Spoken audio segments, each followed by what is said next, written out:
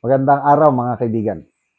Bigyan natin ngayon ng reaction opinion itong video posted by Dare to Ask.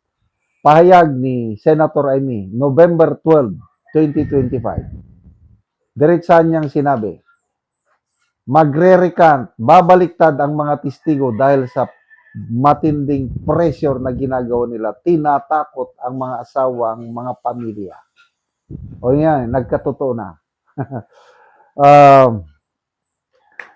Update lang muna tayo sa ating fund drive para sa ating Brave 14 plus 3 Marines. Nakaipon na naman tayo ng 40,000 pesos sa ating GCash at 2 days from now, inaasahan aabot na naman ito ng 100,000 pesos at ipapadala ulit sa kanila. Ang total tulong na naibigay na natin sa Brave 14 plus 3 ay 736,000 pesos. So ito po yung GCash number natin, 0966-265-8480. Ivan Henry Sibog ang pangalan. Kung nasa labas kayo ng bansa, magpadala, kailangan nyo ng city address, Cagayan de Oro City. At ang street na dapat ilagay is Barangay Patag. Wala akong GCash number, kaya ito, ginagamit ko, pamangkin ko na GCash. Ito, grabe si Senator Amy, parang Madam Auring manghuhula. Courtesy JME News, November 12, 2025. Panoorin natin. Papakinggan natin yung sinasabi niya. That's not what's gonna happen. Ang mangyayari ngayon, magre-recant ang mga testigo. Panoorin ninyo, sigurado ako dyan. Isa-isa yan na biglang babaliktad dahil pressure, tinakot ang pamilya at halos tinutukan ang asawa at anak. Alam na ninyo kung sino yung pinakamatindi ang testimonya. Kasi pinakamabigat ang kanyang testimonya. Dahil doon, may personal knowledge at matapang na ibinunyag ang lahat.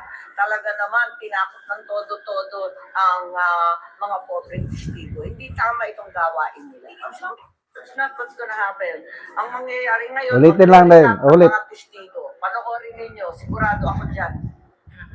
Isa-isa yan na biglang babaliktad dahil pressure, tinakot ang pamilya at halos tinutukan ang asawa at anak. Alam na ninyo kung sino yung pinakamatindi ang testimonya. Kasi pinakamabigat ang kanyang testimonya. Dahil doon, may personal knowledge at matapang na ibinunyag ang lahat. Talaga naman, tinakot ng todo-todo ang mga pobreng testigo. Hindi tama itong gawain nila. So, nagkatotoo na. Bumaliktad na eh. Actually, ang alam ko nito, nung biglang nawala si Gutesa, ayun, nahawakan na nila. Ayun, napapirma nila. And sabi nga ni Atty. Baligod, in exchange for a big amount of money. So, hindi pa nila inilabas yung naging tahimik lang.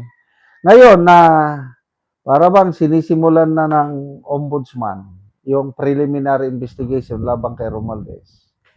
Isinabmit na nila yung recantation ni Gutesa plus yung recantation ng 4, yung naunang bumaliktad.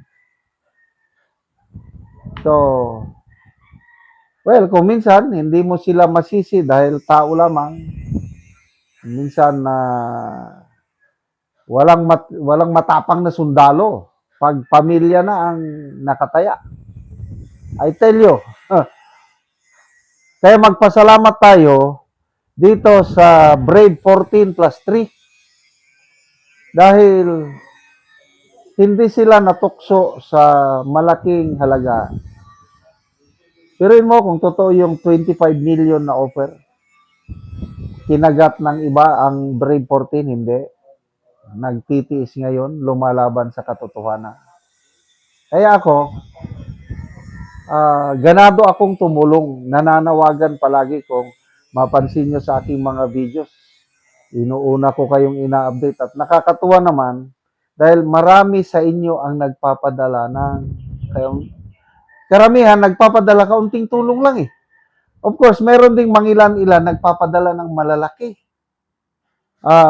Yung mga direct nagpapadala sa kanila, may na-monitor akong post ni Sergeant Manalansan. 100,000 anonymous donor idiniposit sa bank account ni Sergeant Walter. Wow! Meron pa. Kanina lang post ni Attorney Baligod. 1,000 US dollars. Tinulong. So, 1,000 US dollars times 60. 60,000. Yan. Sa atin naman, meron nagpapadala ng malalaki. Kailang karamihan dito sa GCash number natin, nakakatuwa. Dahil, dire mo 5 pesos, G's, 15, 20, 50, 100. Titignan mo, maliit lang na amount. Kaya lang sa dami ng naniniwala sa Brave 14 plus 3, naiipon. Kaya halos hindi ako makapaniwala. Within 2 months, mula nung nagsimula tayo ng fund drive, umabot na ng 736,000 pesos ang naitulong natin sama-samang in unity there is strength, sabi nga. Di ba? Malala ko tuloy, nilabas ni ex-congressman Defensor yung video ni Gutesa this year, mga April ata, usapan, wife ni Gutesa at si Gutesa nag-uusap. Doon mo maririnig ninyo na pinipilit lang si Gutesa sa pagpirma, isinisingit nila yung paninira, yung inoferan daw ni Senator Marcoleta at Congressman Defensor si Gutesa ng malaking amount para lang sirain si Romualdez at yan. So, klarong-klaro doon sa audio recording na tinatakot nila ang pamilya, tinatakot ang ano. So, tama si Senator Remy, masamang gawain yan. But sige lang, may hangganan din sila. Salamat mga kaibigan sa inyong pagsubaybay sa channel na ito. Nakakatulong kayo ng malaki sa tribong Talaandig ng Bukidnon dahil ang sweldo natin sa channel na ito is pantulong po sa tribo. Namimigay tayo ng libreng yero at pako para makapagpatayo naman sila ng mas maayos na tirahan. Panoorin niyo ang video na ito. O karon ako sa balay ni Nol John Salilo. So amo ni ang iyang balay nga among tagaan og yero kay luoy gid kayo ang ilang kahimtang. Okay, so diri sa sulod.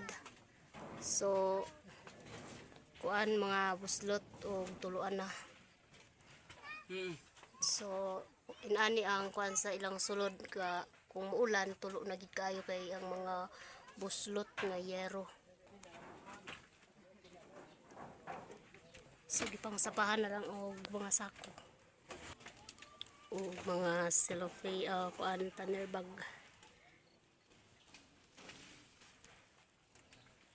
Okay, so may ang nahatag sa ilahang nga yero nga diotso na pulo ka buok nga yero. So napay lansang nahatag sa ilaha.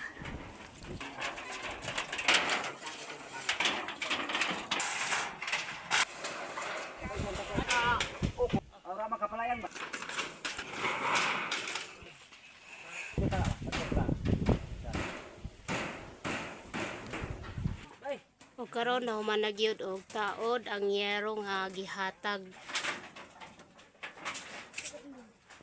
So nailisda na gyud ang yero nga daot.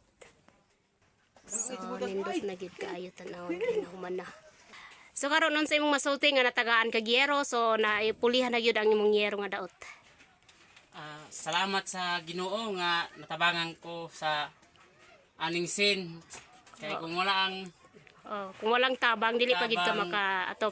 dili gid ko maka ilis aning atop nga bag-o gid. So pila na daw ko tuig ang imong yero? kuan na gid to. 10 years na to So 10 years na. So unsay imong panginabuhian kuya? ga inadlaw raman. Ga inadlaw ra gyapon. Sige kuya, salamat.